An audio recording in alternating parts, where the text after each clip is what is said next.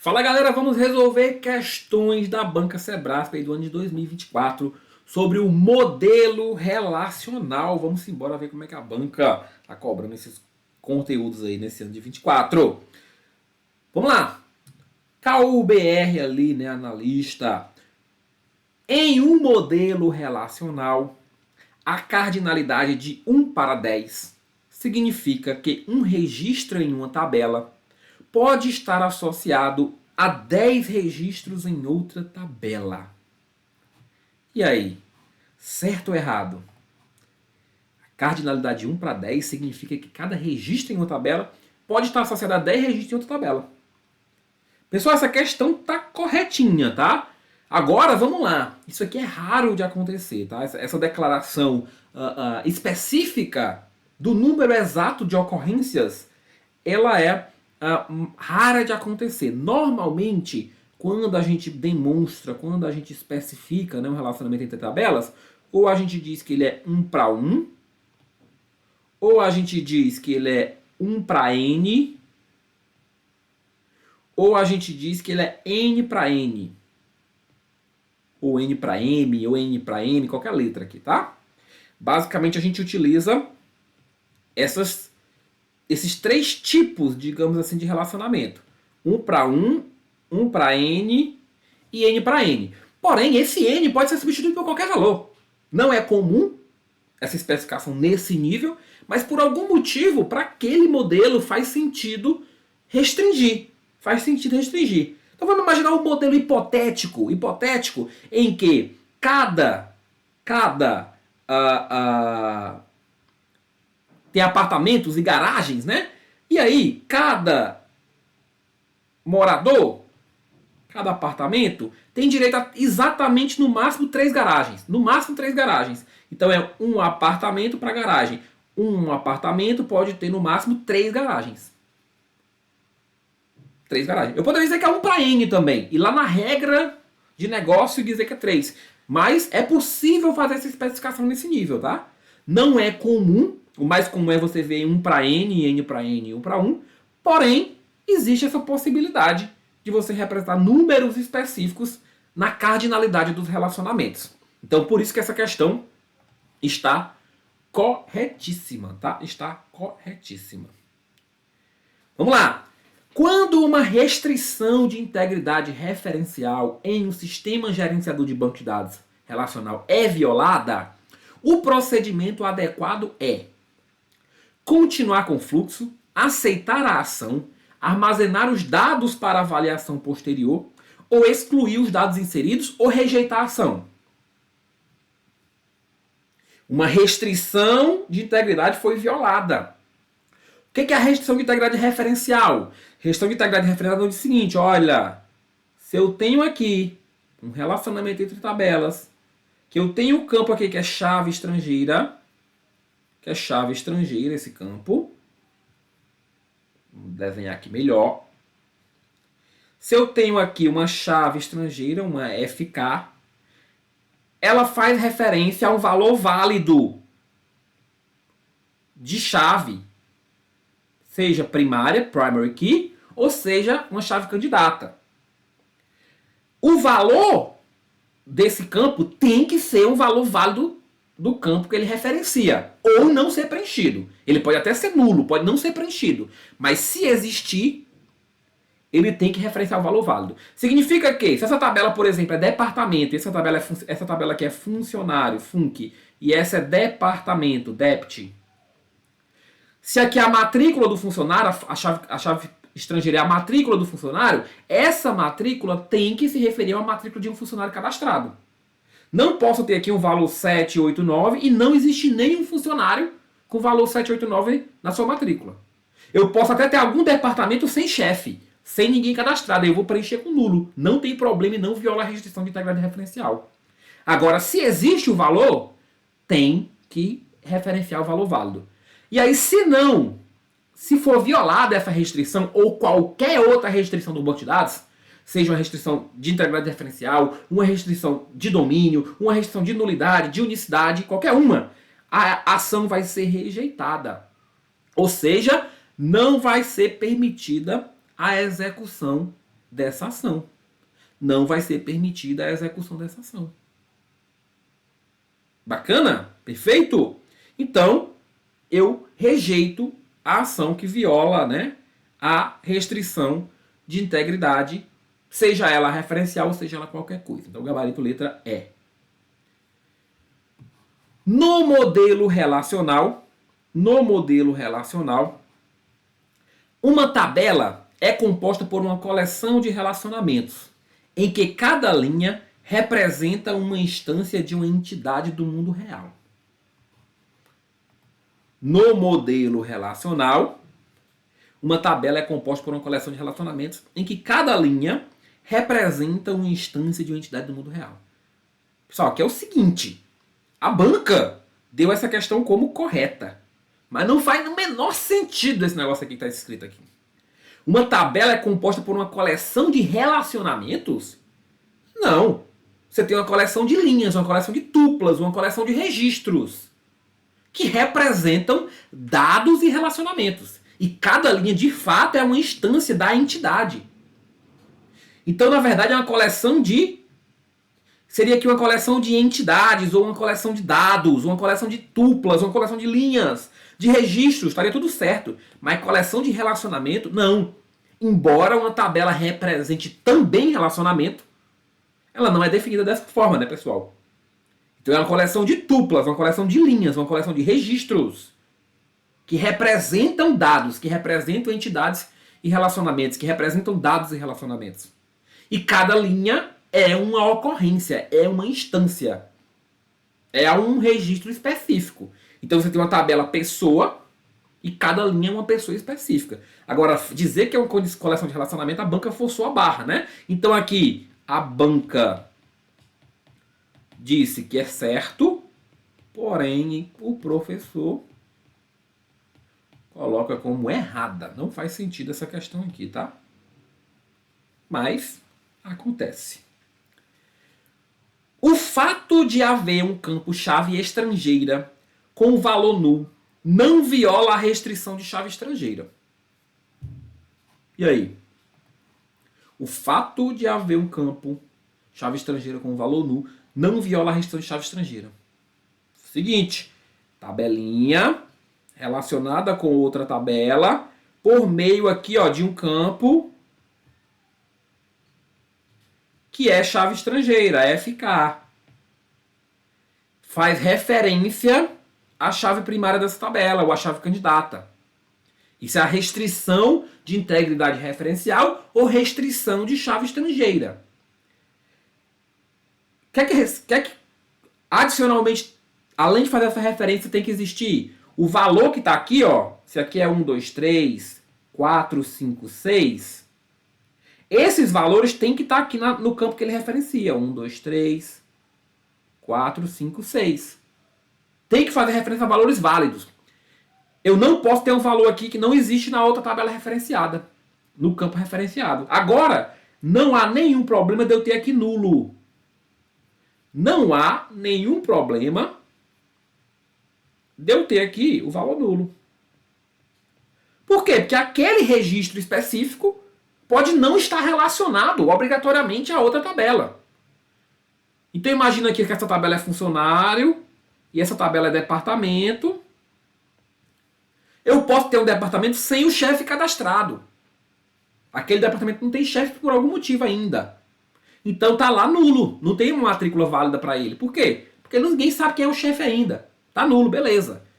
O primeiro departamento tem um chefe de matrícula 1, 2, 3. O outro tem uma matrícula 4, 5, 6. Pode ser o João e a Maria. O que não pode é ter aqui o cara 7, 8, 9, se não houver ninguém com matrícula 7, 8, 9. Isso é o que não pode na restrição de integridade referencial. Então eu não posso cadastrar nenhum departamento com matrícula 789 se essa matrícula não existir na tabela referenciada. Agora, cadastrar um departamento sem informar a matrícula, com valor nulo, pode. Isso não viola a restrição de integridade referencial. Que é justamente o que a questão está dizendo. Ó. O fato de haver chave estrangeira não viola. Perfeito. Não viola. Não viola. A questão correta. Questão correta. Definir um atributo como chave do tipo entidade significa que a propriedade de unicidade deve ocorrer para pelo menos uma entidade. Portanto, quaisquer duas ou mais entidades podem ter ao mesmo tempo o mesmo valor para o atributo-chave. E aí? Errado, né, galera? Se eu definir um atributo como chave, ele vai ter duas características. Ele vai ser não nulo. Podemos dizer que ele vai ser not null, não nulo. E ele vai ser único, unique. Ou seja, se o atributo é chave, ele tem que obrigatoriamente ser preenchido. Por isso que ele não pode ser nulo. E além disso, eu não posso ter dois registros com o mesmo valor para a chave. Que é a característica da unicidade, da cláusula unique. Então vamos lá, ó. A propriedade da unicidade deve ocorrer em pelo menos uma entidade.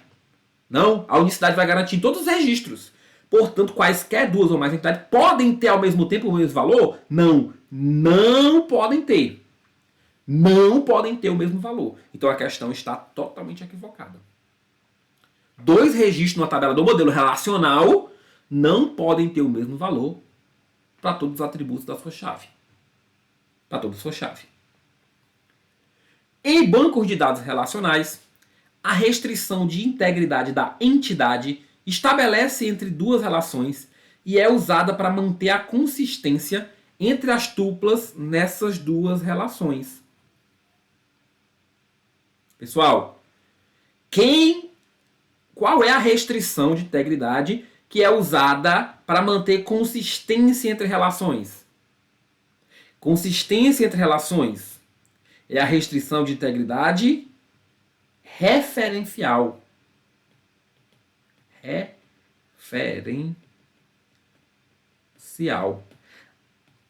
Que é a restrição de chave estrangeira, ou seja, uma vez que o valor seja cadastrado como chave estrangeira, ele deve se referir a um valor existente no atributo referenciado, na tabela referenciada.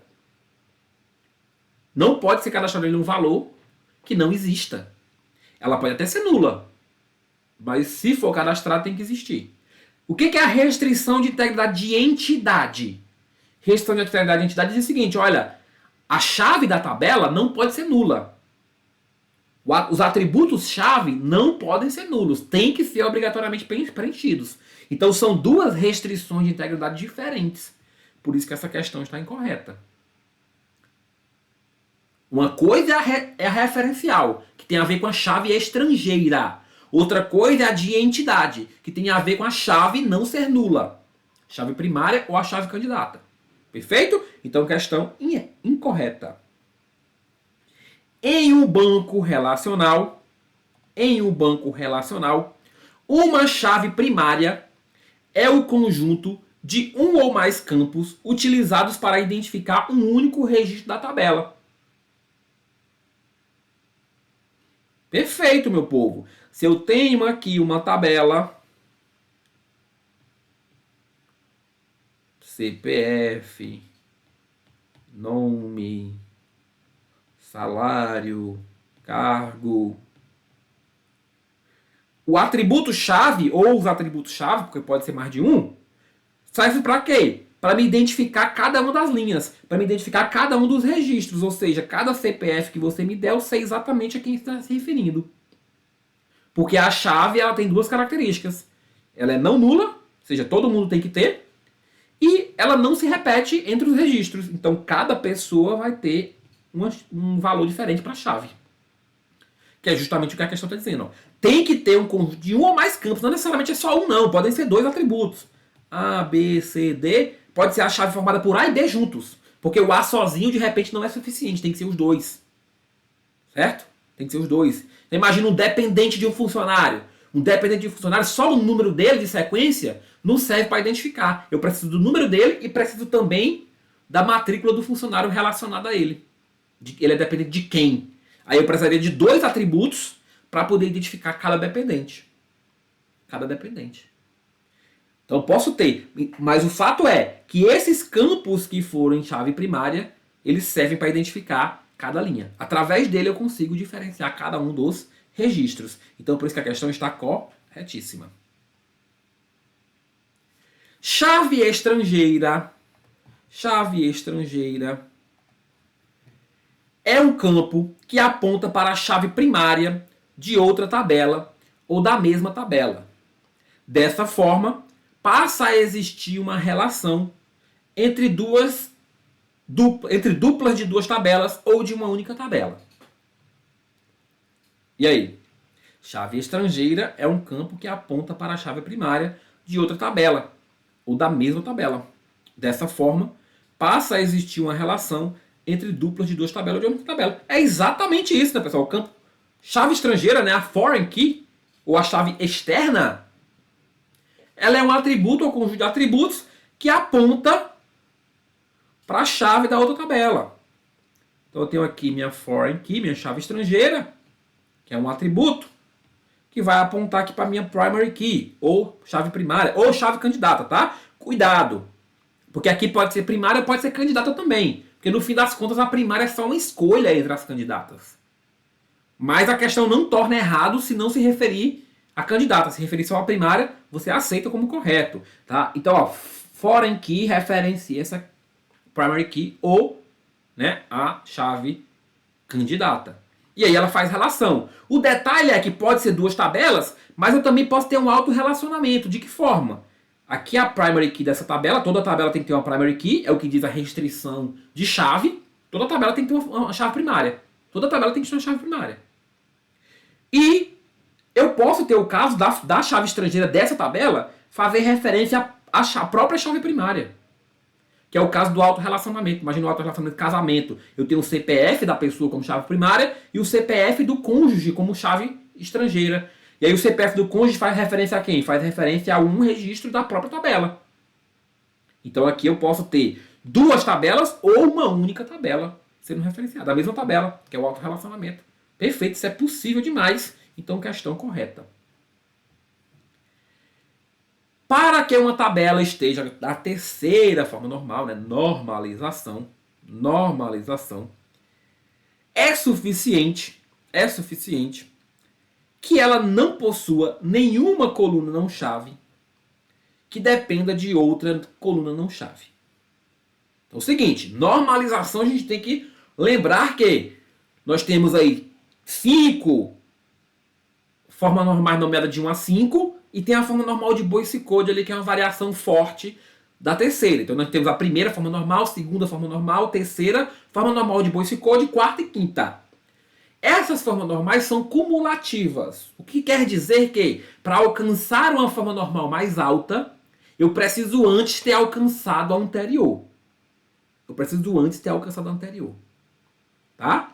Com exceção da de Boyce-Codd ali no meio, que a quarta, ao invés de tomar a base a Boyce-Codd, ela toma como base a terceira, tá? Toma como base a terceira. E a de Boyce-Codd toma como base a segunda, né? Porque ela foi incluída ali, digamos, depois como uma variação da terceira. Mas da primeira à quinta, uma depende da outra. Eu só chego na quinta se eu atingir as 4 antes. Então esse é o primeiro requisito de qualquer forma normal. Além desse requisito cumulativo, aí ele tem um requisito específico. Que no caso da primeira forma normal é o quê? Não ter atributo multivalorado nem composto, é só ter atributo atômico. A segunda é não ter dependência parcial. A terceira, não ter dependência transitiva. A Boyce-Codd, todo determinante tem que ser chave. A quarta, não tem dependência multivalorada. E a quinta, não tem dependência de junção. O caso dessa questão é o seguinte, ó, é suficiente que ela não possua nenhuma coluna não chave que dependa de outra coluna não chave. O que é isso aqui que ele está citando? É a chamada dependência transitiva. Imagina que você tem um atributo A, B, C na tabela, e aí eu digo que, olha, o A determina o B, ou seja, a partir do valor de A eu chego no B. O A é chave da tabela. E aí, por algum motivo, o B determina o C. E o B e C são não chave. Significa que eu tenho aqui uma dependência transitiva. Por quê? Porque se A determina B e B determina C, então o A determina C. Só que veja que aqui são dois atributos não chaves se determinando. Por consequência, o chave vai acabar determinando o terceiro atributo também. Por consequência. Isso aqui viola a terceira forma normal. Agora, se o B ou o C forem chave, aí tudo bem, porque a dependência não pode acontecer dependência entre atributos não chave. Só que o fato é que não é suficiente isso não. Isso não é suficiente não. Por quê? Porque além de ter isso daqui, além de que o atributo não chave não dependa de outro não chave, ela tem que estar em quê? Ela tem que estar na segunda forma normal. Então são dois requisitos. Ela tem dois requisitos, né? Dois requisitos. Vamos lá, ó. Dois requisitos para estar na terceira forma normal. Faltou o primeiro requisito, digamos assim, né? Está na segunda. Esse é o primeiro requisito, digamos. E o segundo requisito é não possui dependência transitiva. Aí sim, a tabela vai estar na terceira. Então são sempre dois requisitos, exceto a primeira que não tem ninguém para se basear, né? Mas a partir da segunda a segunda está na primeira e não possui dependência parcial. Então quando ele falar que é suficiente, é só isso, etc., aí você tem que marcar que está errado. Cuidado, porque algumas questões vão só dizer assim, olha, a terceira forma normal define que não pode possuir dependência transitiva. Beleza, aí tá certo. Ele não diz que é só isso. É também isso. Mesmo que ele não diga o também. Certo? Então cuidado na avaliação dessas questões. No modelo relacional de dados, o termo relação é usado para fazer referência a uma tabela, enquanto o termo tupla é utilizado para se referir a uma linha da tabela. Aí aqui são os conceitos básicos, né? Os conceitos básicos do modelo relacional. O termo relação é uma tabela, o termo tupla é uma linha, perfeitamente. Ó, se eu tenho aqui uma tabela,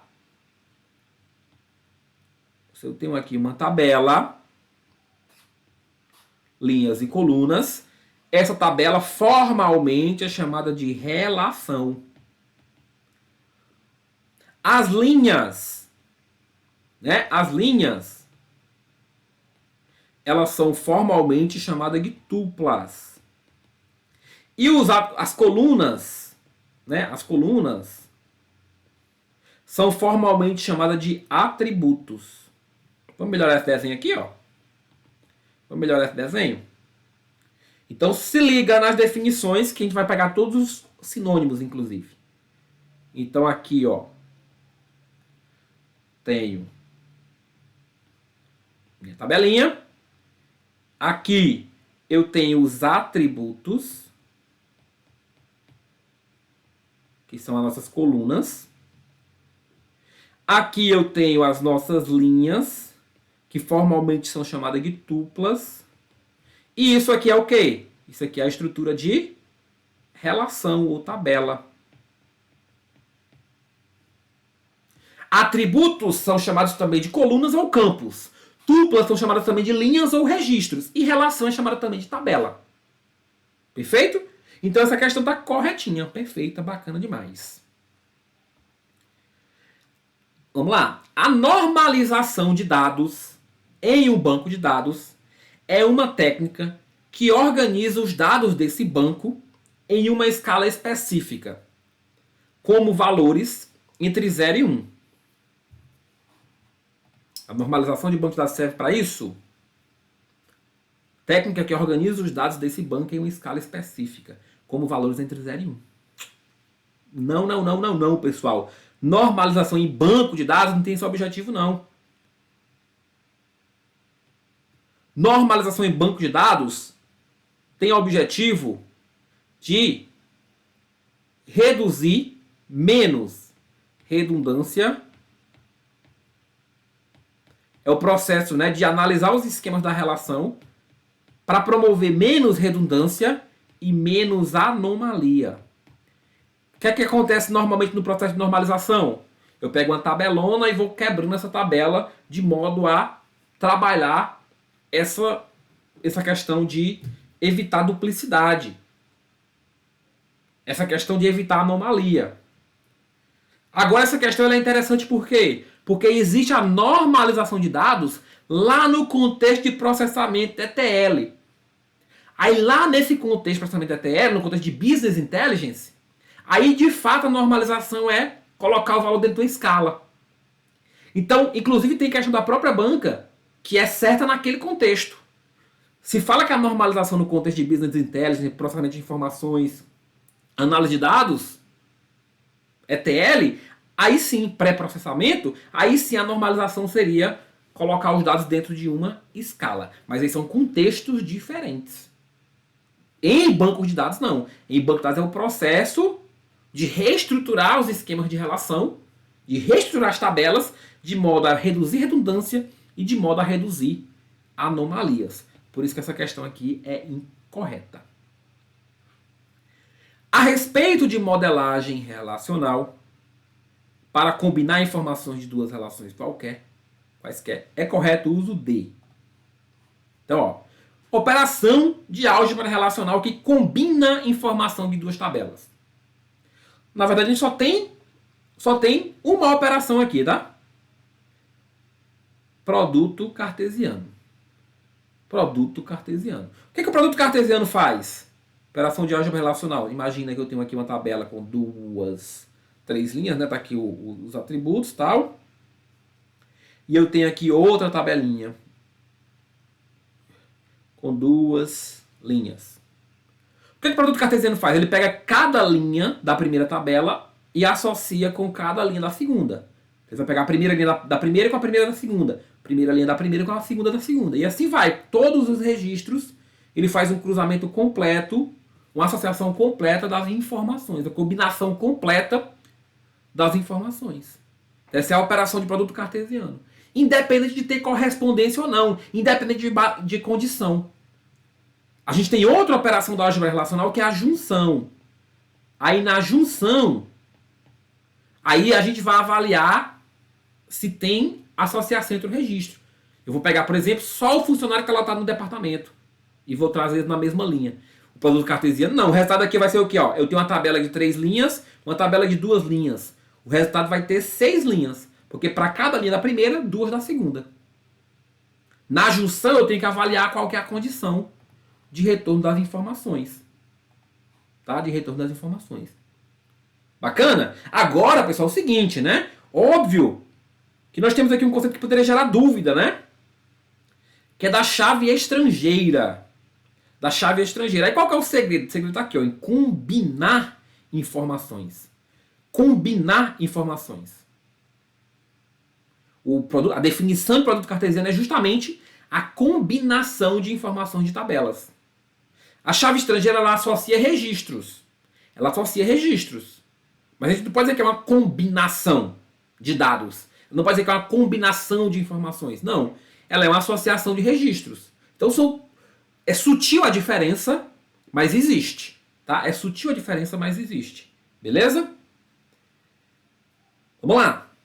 Em normalização de bancos de dados, a forma em que a tabela não possui atributos transitivamente dependentes da chave primária e em que não há colunas dependentes de outras colunas que não são chaves é denominada, aí aqui definição da forma normal. Qual que é essa forma normal? Em que a tabela não possui atributos transitivamente dependentes da chave primária e em que não há colunas dependentes de outras colunas que não são chave. Eu estou falando dado que não tem dependência transitiva. Então você já vai direto na terceira forma normal. Primeira, todo atributo atômico. Não tem atributo multivalorado, não tem atributo composto. Segunda, não tem dependência parcial. Terceira, não tem dependência transitiva. Quarta, não tem dependência multivalorada. Quinta, não tem dependência de junção. Com isso aqui você vai resolver muita questão. E a de Boyce Code ali, lembrando, né, que é todo determinante é chave. E lembrando que outro requisito, é só um requisito. O outro requisito ela está na anterior. Então, para estar na terceira, tem que ter essa característica da não transitividade e também tem que estar na segunda antes de tudo. Beleza? Então, letra D. Considere-se que uma tabela de nome produto tenha os atributos código do cliente, código do produto, nome do produto, preço e quantidade. Ele diz quais os atributos da tabela. Nesse caso, Se a chave primária for composta de código do cliente e código do produto, a tabela estará na segunda forma normal, pois não possui grupos repetitivos. E aí? Considere-se que uma tabela de nome produto tem os atributos código do cliente, código do produto, nome do produto, preço e quantidade. Nesse caso, se a chave primária for composta de código do cliente e código do produto, a tabela estará na segunda forma normal, pois não possui grupos repetitivos. Chave composta por dois atributos, código do cliente e código do produto. Eu consigo dizer que essa tabela está na segunda forma normal por não ter grupo repetitivo? Pessoal, questão de grupo repetitivo não define a segunda forma normal, não. A segunda forma normal é definida pelo quê? Por não ter dependência parcial. E aí, com base no que está dito aqui, eu não consigo dizer, né? Porque se o atributo é código do cliente, código do produto, nome do produto, preço e quantidade, aí a questão não me diz muita coisa. Mas eu posso até tentar ir além, ó. Além de não ser a definição da segunda forma normal, vamos tentar ir além. Imagina o seguinte, nome do produto, pessoal. Depende do cliente? O nome do produto depende do cliente? Não faz sentido, né? O nome do produto depende de quem? Do código do produto. Então, se a chave é composta por código do cliente mais código do produto e eu tenho um atributo que depende apenas de parte dessa chave, eu tenho aqui uma dependência parcial. Então, mesmo que esse finalzinho tivesse dependência parcial, essa tabela, em tese, não estaria na segunda forma normal, porque eu teria aqui uma dependência parcial. Então, de todo modo, ela está toda feia, né? Está toda errada. Então, questão erradinha aqui. Beleza? Uma tabela estará na segunda forma normal se estiver na primeira forma normal e se cada atributo não chave da tabela depender apenas da chave primária. E aí? Uma tabela estará na segunda forma normal se estiver na primeira forma normal e cada atributo não chave depender apenas da chave primária. Vamos lá, ó. A banca deu como correta. O professor vai dar como errada. Por quê? Porque, pessoal, depender da chave, ele não colocou aqui, ó, depende totalmente da chave, ou depende da chave total, ou não tem dependência parcial, ou tem dependência total. Não falou disso. E a segunda forma normal tem a ver com dependência total. Com dependência total. Quem tem a ver com dependência da chave diretamente, né? Sem depender apenas da chave, ou seja, não depender de atributos não chave, seria a terceira. Então, depender apenas da chave, isso aqui estaria definindo a terceira forma normal. A terceira forma normal. E não a segunda. Né? E não a segunda. Então, em que pese a banca considerou correta aí, né? A segunda forma normal ela tem esse requisito da parcialidade ou da totalidade. A terceira forma normal é que fala da dependência direta da chave, sem depender de atributo não chave. A banca pode até, talvez, né, ter esse apenas ali, mas não sei, apenas é somente, né, pessoal? Não é totalmente. É diferente, né? Então, para a banca tá correta, mas para o professor tá errada. Acontece, né? Vamos lá. A respeito da normalização de dados, julgue. Considere a seguinte tabela item venda e seus atributos. Tá lá. Código de venda, né, que é a chave primária, código do produto e chave primária, ou seja, chave primária composta por dois atributos, a quantidade e o preço do produto. Se a coluna preço do produto, depender do valor da coluna código do produto, que é parte da chave primária, então haverá dependência funcional total. Ele acabou de dizer que depende de parte só. Então não é dependência funcional total, é dependência funcional parcial, né, pro povo? Parcial. Depende apenas de parte, ele teria que depender dos dois e não de um só. O próprio item, nem precisava ler o resto, o próprio item já está dizendo que depende de parte. Então, parcial. Nos bancos de dados relacionais, enquanto a segunda forma normal é baseada no conceito de dependência transitiva, a terceira baseia-se no conceito de dependência funcional total. Aí aqui é aquela típica questão que ele inverte, né? Aqui é a terceira. Aqui é a terceira. E aqui é a segunda. É a segunda que trata do conceito de dependência funcional total. Não pode ter dependência parcial. A terceira é que é baseada no conceito de não ter dependência transitiva. Então, houve a inversão, por isso que a questão está errada. Beleza? De acordo com a definição, aqui direto, de acordo com a definição da quinta forma normal, uma tabela de quarta forma normal estará em quinta forma normal quando o conteúdo dela puder ser reconstruído, isto é, quando não existir perda de informação, a partir das diversas tabelas menores que não possuam a mesma chave primária. A questão aqui é um pouco mais diferente, né? Porque a quarta e a quinta forma normal não são tão cobradas. De vez em quando pinta uma, né? Então, só, quinta forma normal tem que estar na quarta, show de bola, tem que estar na quarta. E além disso, o conteúdo pode ser reconstruído das tabelas menores. O que é a dependência de junção? Imagina que eu tenho uma tabelona grande e eu quero essa tabela em várias tabelas menores, associando os dados de maneira mais consistente, para não ter muita informação duplicada. Muita informação duplicada. O que pode acontecer? De repente, se eu não fizer essa quebra corretinha, se eu não fizer essa quebra adequada, eu não consigo mais chegar na tabela original. Isso seria a perda de informação que está referindo ali na questão. O que a quinta forma normal resolve? É justamente isso aqui. Ela vai garantir que essa quebra seja feita de modo a que a partir das tabelas menores eu consigo chegar na tabela maior. A partir das tabelas menores eu consigo chegar na tabela maior. O único detalhe dessa questão quero chamar ela de questão canta da sereia, é que ela canta bonitinha demais, só que no final, que não possui a mesma chave primária. Isso aqui não é obrigatório, não. Eu posso ter as tabelinhas menores ali com o mesmo atributo sendo chave, por exemplo. Mesmo atributo sendo chave. Imagina a tabela aluno, disciplina, professor. E aí eu posso ter mais de uma tabela com a chave aluno.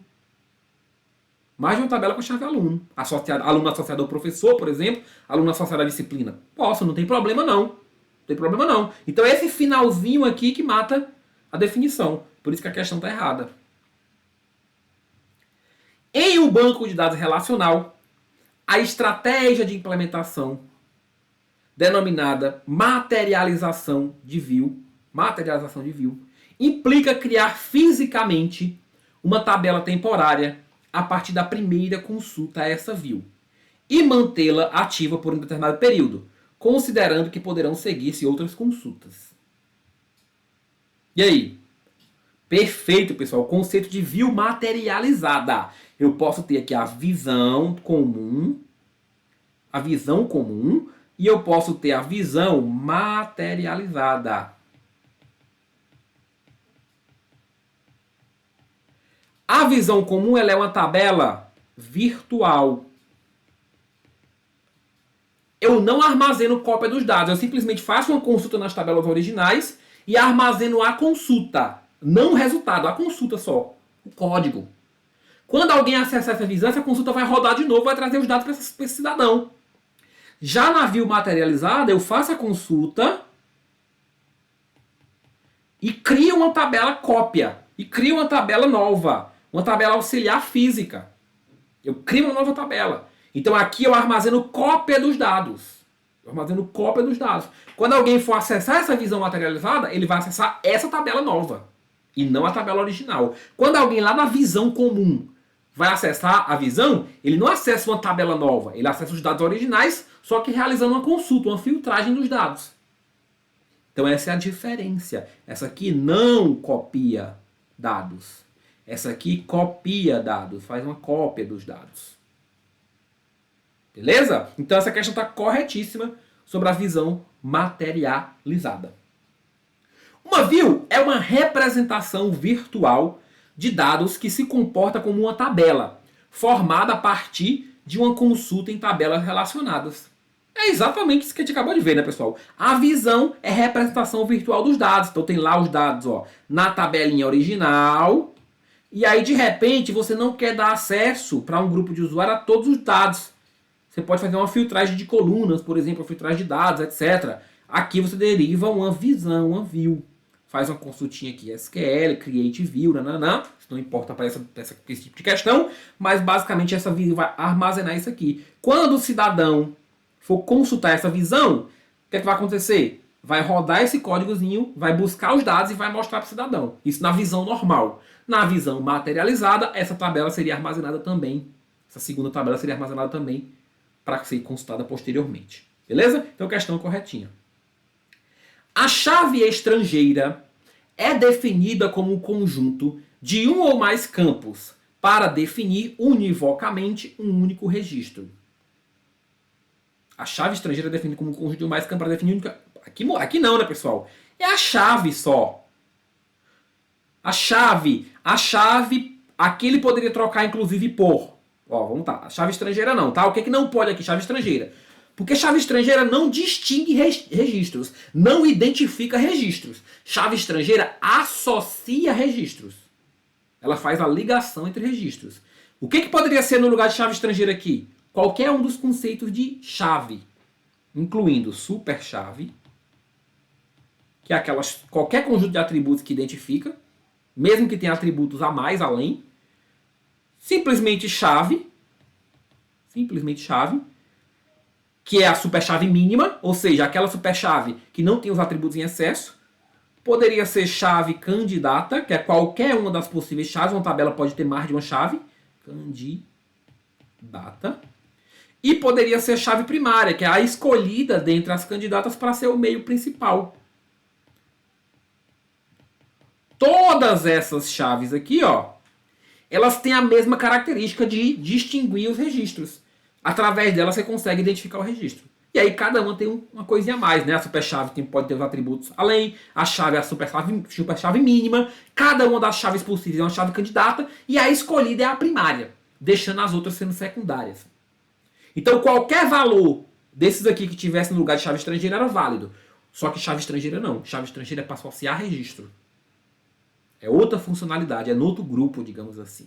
Que faz referência, a chave estrangeira faz referência, aponta para uma chave. Primário é o candidato, aponta. Mas ela em si não é uma chave no sentido de identificar registros. Por isso que a questão está errada. A junção natural ocorre quando se juntam duas tabelas que envolvem colunas de mesmo nome nas tabelas argumento. E não há outras colunas nas tabelas com nomes iguais. Sendo o resultado uma tabela com todas as combinações das tabelas em que os atributos em comum são iguais. Pessoal, operação de junção. Operação de junção em álgebra relacional, ela faz justamente a associação entre duas tabelas. Então, tabela A, tabela B, eu vou fazer a junção aqui com base numa condição. Olha, associa os registros de funcionários e departamentos com base no campo matrícula e matrícula do chefe. Desde que matrícula do A seja igual à matrícula do chefe do B. Essa é uma condição que eu estou definindo de junção. Porém, essa condição ela é opcional. Eu posso ter só assim. A junção B. Que é o que a gente chama de junção natural. Que é o que? Já existe naturalmente nas tabelas colunas iguais, colunas similares. Então eu tenho lá CPF e CPF, na A e na B. Quando eu fizer a junção, naturalmente os registros vão ser associados com base no campo CPF. Porque eles já são iguais. Isso é a junção natural. Tá? Isso é a junção natural. Então eu não ter a condição ali. Eu posso definir a condição de associação, de combinação, ou não. Se eu não definir, aí vai ter que ter algum mecanismo, alguma associação que o SGBD vai fazer. Alguma associação que vai ser feita, né? Na verdade, o SGBD vai fazer isso com SQL depois, né? Aqui é uma coisa mais teórica. Então, alguma associação entre os atributos que estão ali. Normalmente, os atributos de mesmo nome. Então, isso aqui é a junção natural. Então, a questão está correta. Uma das regras de CODE para bancos de dados relacionais é a independência física de dados, em que os aplicativos e recursos ad hoc não são afetados logicamente quando os métodos de acesso ou as estruturas de armazenamento físico são alterados. Pessoal, as regras de CODE são 12, que na verdade são 13 regras, porque vai de 0 a 12, que definem, né, o que é um banco relacional, que definem o que um banco de dados tem que ter para ser considerado relacional. Então são 13 regrinhas, que não precisam ser decoradas, mas que as características que estão ali são fundamentais para o entendimento do modelo relacional. Então, mesmo que não tivesse citado aqui regra de Code, você teria que saber que sim, o banco relacional, ele preza pela independência de dados. Não só a independência física, como também a lógica, que são diferentes, e a gente vai ver aqui, ó, a independência. Então aqui nós temos um esquema interno, o esquema conceitual e o esquema externo. O esquema interno representa a forma de armazenamento, a estrutura de armazenamento ali. O esquema conceitual representa o banco de dados inteiro. E o esquema externo representa parte do banco de dados para um grupo de usuário. É uma visão. O esquema externo é onde estão as visões de usuário. Certo? O que é a independência física? É eu poder alterar o esquema interno sem ter que alterar o esquema conceitual e sem ter que alterar o esquema externo. Eu poder mexer nas estruturas de armazenamento, eu poder mexer nos métodos de acesso, nas estruturas de armazenamento físico, sem ter que mexer nos níveis de cima, sem ter que mexer no conceitual, no externo e nos programas que utilizam tudo isso. Isso é a independência física. Então, conforme isso, a questão está correta. O que seria a independência lógica? É eu alterar o esquema conceitual sem ter que mexer nos de cima. É eu, por exemplo, pegar minhas tabelinhas do banco de dados e inserir um campo. Inserir um atributo novo ali. Não necessariamente eu vou ter que mexer nos programas de aplicação. Não precisa mexer. Por conta disso, não. Então, isso seria a independência lógica. O banco relacional, ele preza pelas duas. Pela independência física e pela independência lógica. Não significa que nunca vai precisar ser mexido em cima. Não. Mas o objetivo é preservar essas duas independências. E as questões são bem conceituais nesse ponto, tá? A chave utilizada em uma tabela de dados que referencia outra tabela é a chave primária. Aí, pessoal, não. Referencia a tabela é chave o quê? Chave estrangeira, né? Chave estrangeira. Chave primária que identifica os registros como meio principal que foi escolhida dentre as candidatas possíveis. Em um banco relacional, as tabelas são formadas por linhas e colunas que utilizam chaves primárias ou estrangeiras para criar relações entre os dados. Perfeito, né? Tem tabela, tem linha, tem coluna, tem chave primária e tem chave estrangeira. Definiu vários conceitos aí do modelo relacional. Normalização de dados é o processo que organiza os dados em um banco de dados para minimizar a redundância e promover a integridade. É exatamente o objetivo do processo de normalização. Reduzir a redundância e promover a integridade, evitando o quê? Evitando anomalia. Anomalia de inserção, de exclusão, de atualização. Então, quando você faz o processo de normalização, você está buscando isso. Em vez de ter um monte de informação duplicada, você reorganiza as tabelas de modo que você tenha menos repetição de dados, menos redundância. E de modo que você evite anomalia. Evite que toda vez que você tem que inserir um dado, você tem que inserir em vários registros ao mesmo tempo. Evite que você exclua um dado, você tem que excluir em outros registros também. Então isso é o processo de normalização que vai trabalhar as questões das formas normais, né? A forma normal que garante a eliminação de atributos, além das chaves primárias e estrangeiras que se repetem nas tabelas, é a. Isso aqui é uma questão interessante, tá, pessoal? Questão interessante, eu diria que bem comum até. Porque ela é uma decorrência do conceito. A forma normal que garante a eliminação de atributos, pessoal, é a quarta forma normal. O que é a quarta forma normal? É a dependência multivalorada. O que é a dependência multivalorada? Atributo A, B e C. Imagina aqui que o A e B são chaves e o C é não chave. Então o C vai depender desses atributos. Porém, existe também uma dependência que C determina B, que A determina B, que A determina C, que C determina A. Então existe uma salada de determinantes dentro da tabela. Isso vira uma loucura nos dados, vira um monte de repetição de dados. Imagina um aluno, um professor e uma disciplina.